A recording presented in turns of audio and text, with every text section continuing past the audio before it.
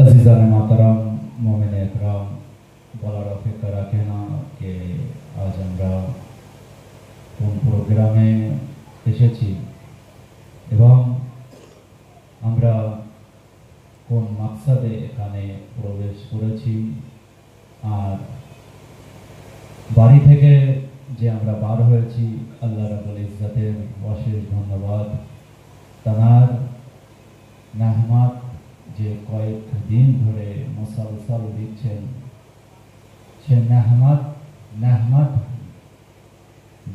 হওয়ার যে দুনিয়ার সামনে যে নেহমত সে নেহমতকে नेहमतेर रूपे दुनियार सामने पहचान कराने वाला इमाम हुसैन अलैहिस्सलामेर दर्शनाय आज अनेक सुंदर आबहावा आछे।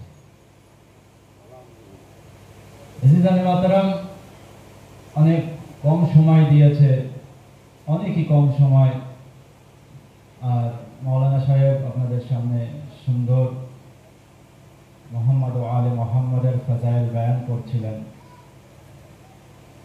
তো এর সাথে আমি আপনাদের সামনে দু একটি কথা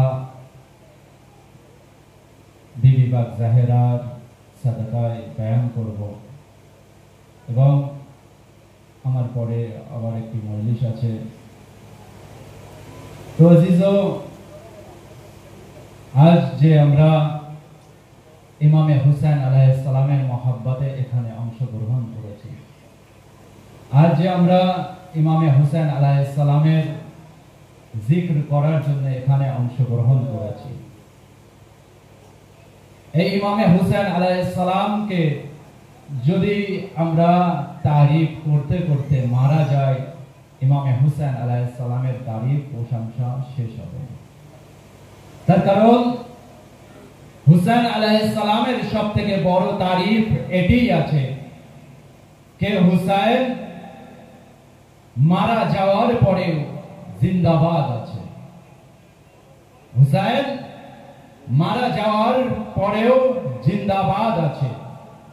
আর শুধু ইমামে হুসেন আলাইহিস সালাম শাহাদাত বরণ করার পরে জিন্দাবাদ নয়, বরং ইমামে হুসেন আলাইহিস সালামের ঘরের 18 ভাই হাশিমও জিন্দাবাদ আছেন।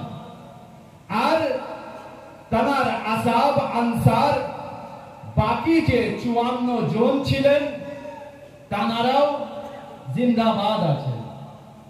তার বড় প্রমাণ আজ সমস্ত মেম্বার থেকে খতিবে আলে মোহাম্মদ শুধু আহলে বাইত আলাইহিস সালামের ফজিলত বয়ান করেন না, শুধু বানি হাশিমের ফজিলত বয়ান করেন না, শুধু কোরআনের ফজিলত বয়ান করেন না, বরং ওই গোলামদেরও ফজিলত বয়ান করেন যে গোলামকে কিনে এনে বাড়ি লালন পালন করে ইমামে হুসেন আলাইহিস সালামের নানার দিনের জন্য কুরবানি দিয়েছে। সালাতুল মুহাম্মদ ওয়া আলি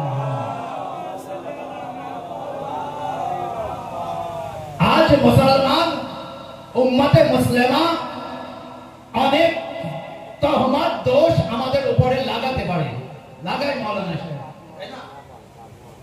কে আমরা আসহাবদেরকে মানি না, আমরা আল্লাহর পরে আলীকে মানি। তো আমি সর্বপ্রথম ছোট্ট ছোট্ট উদাহরণ দেব, বেশি ব্যাখ্যা দেওয়ার সময় নেই। তো ছোট্ট একটি উদাহরণ দিই, বুঝতে পারবেন যে সর্বপ্রথম কাউকে বোঝার জন্য তার ফজিলত জানার দরকার হয়, তার ফজিলত জানার দরকার হয়। আমি ভূমিকা না নিয়ে এগিয়ে যাচ্ছি। তো আজ যদি দুই ভাই পড়াশোনা করতে চায়, একজন এখান থেকে গ্রামের স্কুল থেকে পড়তে পড়তে সে গোবরডাঙ্গা কলেজে সে ভর্তি হলো এবং গ্রাজুয়েশন কমপ্লিট করলো, আর একজনকে তাকে অক্সফোর্ডে পড়ানোর জন্য পাঠানো হলো। উদাহরণ দেব, মাওলাইদের মাজমা, আকলমানদের মাজমা, বুদ্ধিমানদের মাজমা।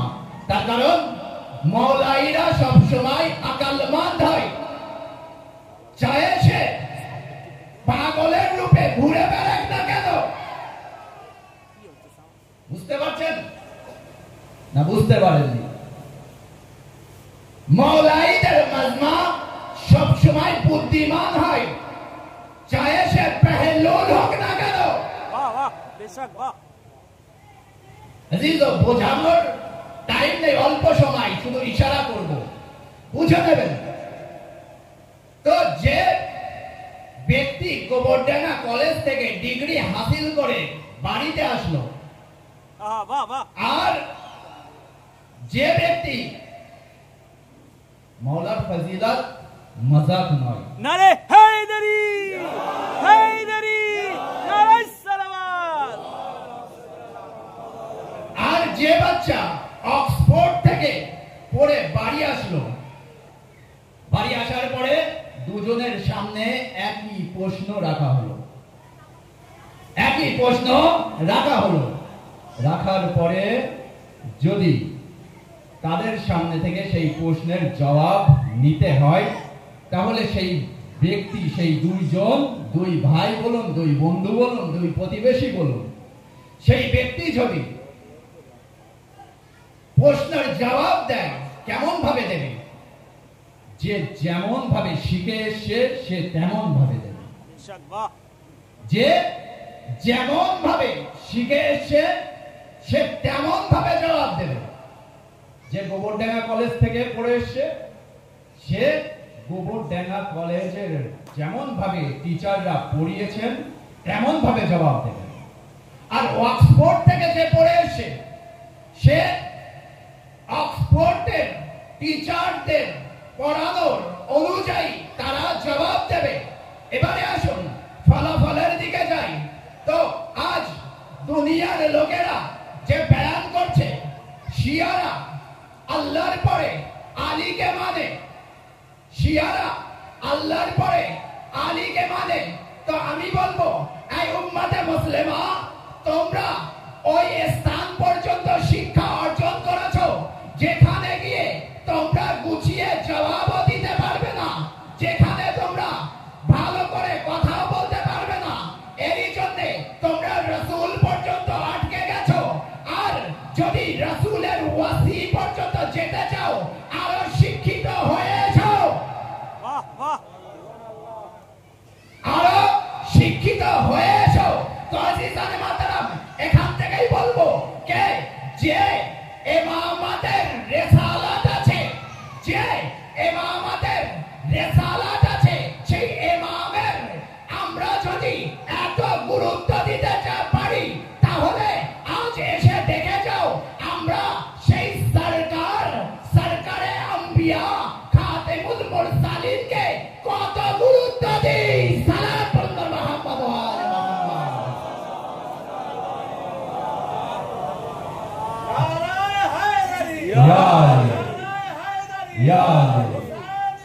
জিন্দাবাদ জিন্দাবাদ, আল্লাহুম্মা সাল্লি।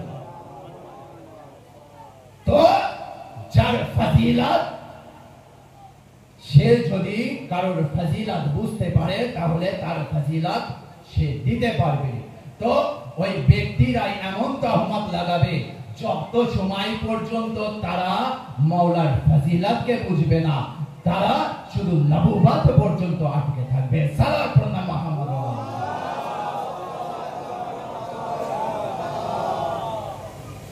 তো জিলানে মাতারাম, আসহাবদের কথা আসি।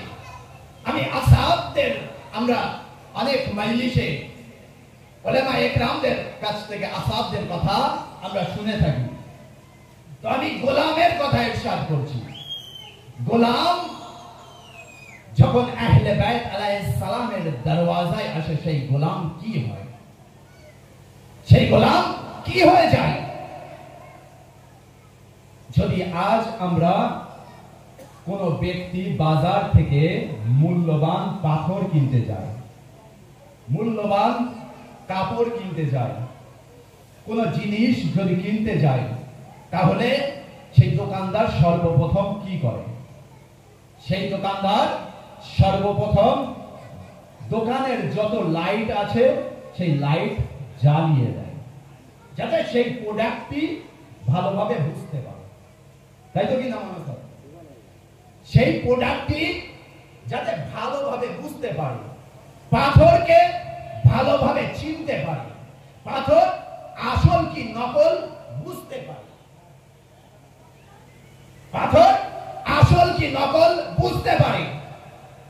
আলো যদি কম হয় বুঝতে অসুবিধা হয়, আর আলোর তেজ যদি বেশি হয়ে যায় তাহলে বুঝতে সুবিধা হয়। তো তারই জন্য সেই খরিদ্দার যাতে প্রোডাক্টকে বুঝতে পারে তার জন্য লাইট বাড়িয়ে দেয়। তো দুনিয়ার এটি নিয়ম। আর কারবালার দিকে যদি আমরা গৌরব ফিকির করি, দুনিয়ার মধ্যে সবথেকে মূল্যবান প্রোডাক্ট, মূল্যবান আসাব যদি দেখি, সেই কারবালায় আছে। ইমামে হুসাইন আলাইহিস সালাম লাইটকে বন্ধ করে বয়ান করে দিচ্ছে যে আমি হুসাইন, আমি যে প্রোডাক্টগুলি কারবালায় নিয়ে আসি সেটি লাইটে নয়, বরং রাতের অন্ধকারে এত উজ্জ্বল হয়, লোক দেখে নিজের চোখকে অন্ধকারের রূপে বদলে দেয়। সালাত বলতে মুহাম্মদ নারায়ে হায়দারি, ইয়া নারায়ে হায়দারি, ইয়া ইমামের জামানা, জিন্দাবাদ, ইমামের জামানা, জিন্দাবাদ। আর মোহাম্মদ আলে মোহাম্মদ সাল্লাল্লাহু মোহাম্মদ ওয়ালে মোহাম্মদ। তো দুনিয়ার নিয়ম এটি। আর ইমামে হুসাইন আলাইহিস সালাম যে 54 জন আসহাবকে পেয়েছিলেন, সেই 54 জন আসহাব কেমন ভাবে এসেছে? একটি গোলামেরই কথা বলি, যার নাম জনাবে জন ছিলেন। জনাবে জন মাওলায়ে মুত্তাকিন আলী ইবনে আবি তালিব আলাইহিস সালাম জনাবে জনকে কিনেছিল 150 সোনার সিক্কা দিয়ে। যে ব্যক্তির কাছে গিয়ে কিনেছিল সেই ব্যক্তির বাড়ির সামনে দিয়ে একদিন মাওলায়ে মুত্তাকিন যাচ্ছিলেন। যেতে যেতে একবার আওয়াজ দিচ্ছে কে এই গোলামের মালিককে একটু বাইরে এসো। গোলামের মালিক বাইরে আসলো, বলছে তোমার নাম কি? বলছে আমার নাম ফজল আছে। বলছে এই ফজল, তোমার এই গোলামের দাম কত নেবে? ফজল মাওলাকে চিনতেন। তখন ফজল কি দেখছে যে মাওলায়ে মুত্তাকিন জনাবে জনের দিকে তাকাচ্ছে আর প্রশ্ন করছে তুমি এই গোলামের দাম কত নেবে, তোমার গোলামের মূল্য কত আছে?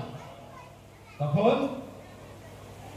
সেই ফজল দেখছে যে আলী ভালো ভালো লোকেদের দিকে দেখা পছন্দ করে না, সেই আলী আমার গোলামের দিকে দেখছে।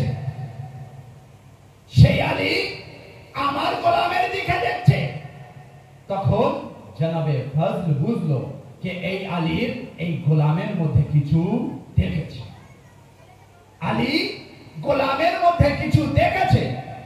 তখন জনাবে ফজল আওয়াজ দিচ্ছে কে এর দাম 150 সোনার সিক্কা আছে। 150 সোনার সিক্কা আছে। তো সেই জামানার এক একটি সোনার সিক্কা 4.5 গ্রামের হতো। সেই জামানার এক একটা সোনার সিক্কা 4.5 গ্রামের হতো। তাহলে আজকের মূল্যর সাথে একটু ক্যালকুলেশন করে নিই, কত হতে পারে? যে আলীর ঘরে ফাঁকা চলছিল, যে আলীর ঘরে একটি আনার নিয়ে প্রশ্ন চলছিল, সেই আলী কিনা 150 সোনার সিক্কা দিয়ে একটি গোলাম কিনছে। কেন কিনছে? আলী কি দেখেছে? আলী কি দেখেছে? আর ফাজল কেন আলীর সামনে এত দাম বলছে? তার কারণ আমরা সমাজে দেখেছি, বাজার ঘাটে দেখেছি, যখন খরিদ্দার হাইফাই হয়, প্রোডাক্টের দাম বেড়ে যায়, যায় কিনা? প্রোডাক্টের দাম বেড়ে যায়। ধরুন আমি এখান থেকে চারঘাট যাব, যাওয়ার পরে আমি কোনো গাড়িতে গেলাম, যাওয়ার পরে 1 কিলো সেব কিনলাম, আপেল কিনলাম। কেনার সময় দাম জিজ্ঞাসা করছি, বলছে 150 টাকা কিলো। তো আমি সেই আপেলকে কিনলাম, কিনে চলে আসলাম। আর একজন ব্যক্তি গেল 2 লাখ টাকার এক বাইকে, সে গেল, যাওয়ার পরে সেই ব্যক্তি আবার সেই আপেলের দোকানে গেল, যাওয়ার পরে সেই দোকানদার কি দেখছে, 2 লাখ টাকার বাইকে সে এর কাছ থেকে দাম ওইভাবে নেব যেমন ভাবে এর ধজ আছে, এর যে পার্সোনালিটির দিকে তাকিয়ে দামকে বাড়িয়ে দিল। বাড়িয়ে দেওয়ার পরে বলছে 200 টাকা, 200 টাকা দাম বাড়িয়ে দিয়েছে। এবারে তৃতীয় একজন ব্যক্তি গেল, যাওয়ার পরে 4 বিলার থেকে একবার মুখ বাড়ালো, বাড়ানোর পরে বলছে, ভাই আপেলের দাম কত? বলছে 250 টাকা। যত বেশি ব্যক্তির মধ্যে যত বেশি ফজিলত সেই দোকানদার দেখছে, তত বেশি বেশি দাম বাড়িয়ে দিচ্ছে। তো আজিজানে মাতারাম, মাওলায়ে মুত্তাকিন আলী ইবনে আবি তালিব আলাইহিস সালামের ফজিলতকে দেখে সেই ব্যক্তি, সেই ফজল, সেই গোলামের দাম বাড়িয়ে 150 সোনার সিক্কা করে দিল। সালাত পড়ুন মুহাম্মদ ওয়া আলি মুহাম্মদ।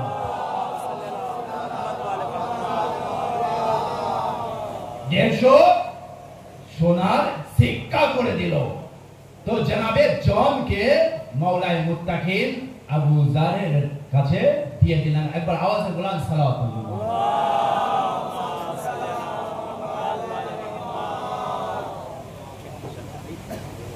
জনাবে জনকে জনাবে আবু যারের হাতে দিয়ে দিলেন। জনাবে আবু যারের হাতে দিয়ে দেওয়ার পরে বলছে, এই আবু যার, আজ তোমার হাওয়ালায়, এই গোলাম তোমার হাওয়ালায়। একবার জনাবে আবু যার জনাবে জনকে নিয়ে বাড়ি চলে গেল। জনাবে আবু যারের শাহাদাত হলো 31 হিজরি। জনাবে আবু যারের শাহাদাত হলো 31 হিজরি। 31 হিজরি শাহাদাতের পরে মাওলায়ে মুত্তাকিন আলী ইবনে আবি তালিব আলাইহিস সালামের কাছে জনাবে জন আবার চলে আসলেন। আসার পরে বলছে যে, এই মাওলা, আপনার কেনা গোলাম আমি ছিলাম, আপনি যার হাওয়ালায় করে দিয়েছেন সেই ব্যক্তি মারা গেছে, এবার আমি কি করব? তখন মাওলায়ে মুত্তাকিন আলী ইবনে আবি তালিব আলাইহিস সালাম কি বলল?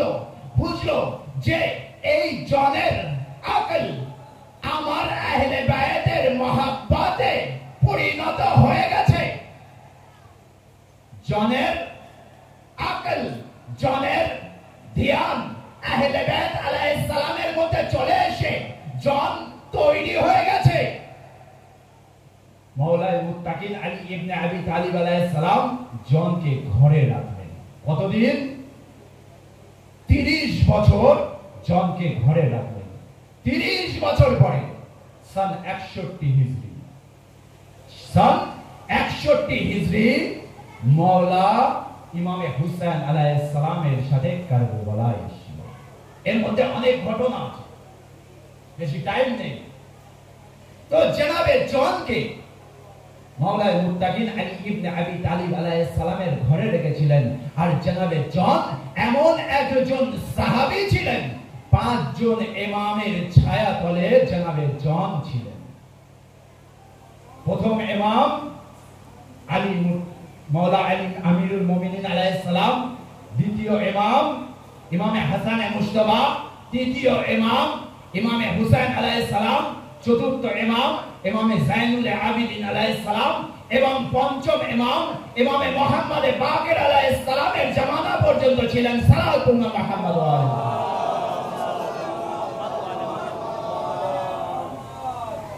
তো যে জন পাঁচটি ইমামের জামানায় ছিলেন, সেই জনের ফজিলত কত বেশি হতে পারে। আজ জামানা এটি বলছে যে আবু হানিফা আমার ইমাম আছেন, যে আবু হানিফা ইমামে জাফর সাদিক আলাইহিস সালামের 2 বছর তার ছত্র ছায় থেকে 2 বছর থাকার পরে যদি কোনো উম্মতের ইমাম হতে পারে, তাহলে জন পাঁচটি ইমামের জামানায় ছিল, তাহলে সেই জনের ইলম কত বেশি হতে পারে। সালাতুল্লাহ মুহাম্মদ ওয়া আলিহি।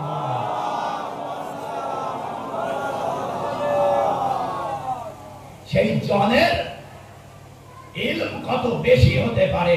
তো আজিজানে মুহতারাম, আজ যদি কোনো ব্যক্তি ইরান থেকে ইরাক থেকে 5 বছর 10 বছর পড়ে আসে, সেই ব্যক্তির জন্য আমরা মাশরা কত সম্মান করি, আসলে উঠে দাঁড়িয়ে যাই। তো আজিজানে মুহতারাম, যদি 5টি ইমামের জামানায় যদি জন থাকে, তাহলে সেই জনের ফজিলত কত বেশি হতে পারে। সালাতুল্লাহ মুহাম্মদ ওয়া আলিহি।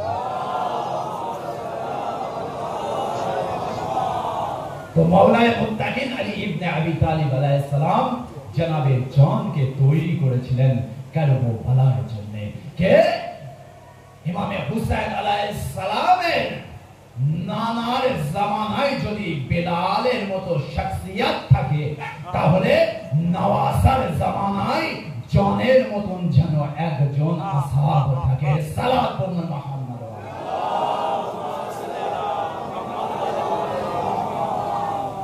আসবাবে আযাব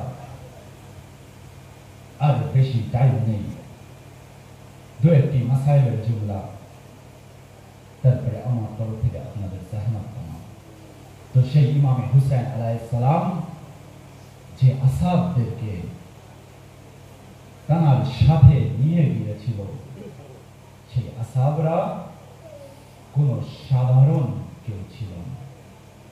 সেই আসহাবরা না অজুহাত দেখিয়েছিল, না পিছনের দিকে হেঁটেছিল, শুধু মাকসাদে হুসাইন আলাইহিস সালাম ছিল। আর সেই হুসাইন আলাইহিস সালামের আজাদার আমরা। তো আমাদেরও দরকার যে ইমামে হুসাইন আলাইহিস সালামের যখন আজাদারি আমরা করতে আসি, তখন যেন ইমামে হুসাইন আলাইহিস সালামের মাজলুমিয়াতের কথা যেন একবারও না ভাবি। আজ আমরা একজন নয়, দুজন নয়, 72 জন মায়ের পুরসা দেওয়ার জন্য এখানে জমা হয়েছে। আজ আমাদের এতটা ধৈর্য নেই যে আমরা 72টি শাহাদাতের পুরসা এক একটি মাকে দেব, কিন্তু আমাদের মাওলা হুসাইন আলাইহিস সালামের কাছে জিজ্ঞাসা করুন যে 72টি লাশ এক পাহাড়ে এক সমানে তুলেছিল। যে হুসাইন নিজেকে এত মাজলুম বলেছে যে আমাকে তড়পে মেরেছে। আমাদের কাছে এত ধৈর্য নেই যে 1টি থেকে 2টি মাসাইল শুনবো, কিন্তু ইমামে হুসাইন আলাইহিস সালাম একবার নয় 72 বার শহীদ হয়েছে। মাজলুমে কারবালা, আপনাদের কান্নার আওয়াজ বুলন্দ হয়েছে। এইভাবে বিবি জাহরাকে পুরসা দেবেন। আসবাবে আযাব, আমি একটি ছোট্ট উদাহরণের সাথে সাথে আমি আমার মাসায়েবের কথা বয়ান করব। আমি ইমামে হুসাইন আলাইহিস সালামের মাসায়েব কত দর্দনাক ছিল।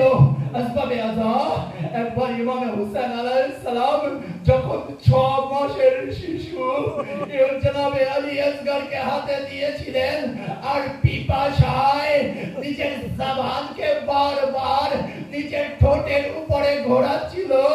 আরে একবার ভাবুন, আরে যদি উদাহরণ দিয়ে বুঝতে পারবেন, যদি কোনো মা পেরেশান থাকে সেই বাচ্চার পানির জন্য, আরে মা যদি একবার মুখ থেকে বলে যে আমার বাচ্চা কাঁদছে পিপাসিত আছে বলে, তাহলে আশেপাশে যত ব্যক্তি থাকে সাফারের হালাতে বলুন, যে হালাতেই বলুন, সেই ব্যক্তিরা সবাই পানি নিজের কাছ থেকে সেই মায়ের দিকে এগিয়ে দেয়। আসবাবে আজা, আরে রাবাবের কাছে জিজ্ঞাসা করো।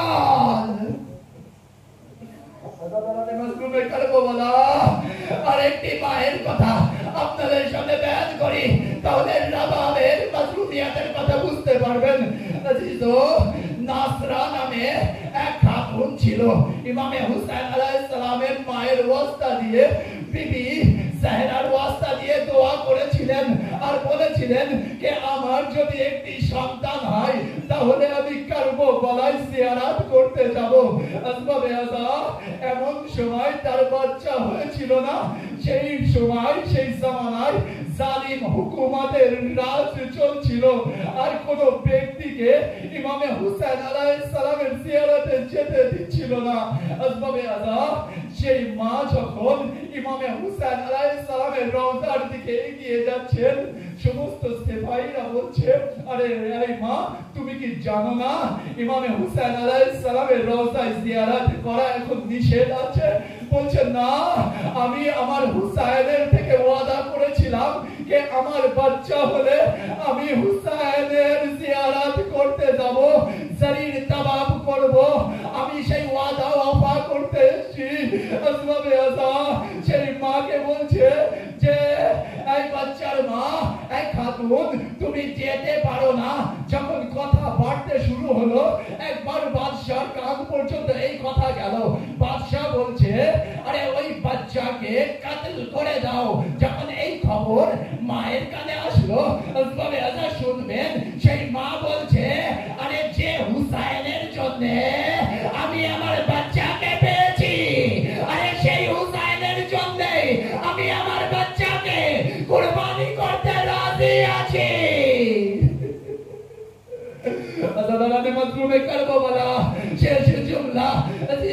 অনুভব করবেন, আমি বলে থাকি মাসায়েব পড়ার জিনিস নয়, মাসায়েবকে শুধু অনুভব করতে হবে। ইমামে হুসাইন আলাইহিস সালামের কষ্টকে শুধু অনুভব করতে হবে। সেই মা একবার যখন এই কথা শুনলো, ইমামে হুসাইন আলাইহিস সালামের ওয়াস্তায় আরে বাচ্চাকে দিয়ে দিল। একবার সেই বাদশাহ হুকুম দিচ্ছে, সেই মায়ের কোলে সেই বাচ্চাকে রাখো আর রেখে সেই বাচ্চার চুলকে ধরো, ধরার পরে সেই বাচ্চার গলায় খঞ্জর চালাও। আসবাবে আজা, আরে সেই মা সেই বাচ্চাকে দিল, দেওয়ার পরে বলছে, এই রাবাব, এই রাবাব, আমার বাচ্চার থেকে আলী আসগর থেকে আমার বাচ্চার মূল্য বেশি নয়। আমি আমার হুসাইনের জন্য আমার বাচ্চাকে কুরবান করতে রাজি আছি। ইন্না লিল্লাহি ওয়া ইন্না ইলাইহি রাজিউন। আলানাতুল্লাহি ওয়াল পরওয়ারদিগার বিহক মুহাম্মদ ওয়া আলি মুহাম্মদের সাদকায়ে আমাদের মুক্তাসার আমল কবুল করুন। পরওয়ারদিগার বিহক মুহাম্মদ ওয়া আলি মুহাম্মদের ওয়াসতায় আমাদের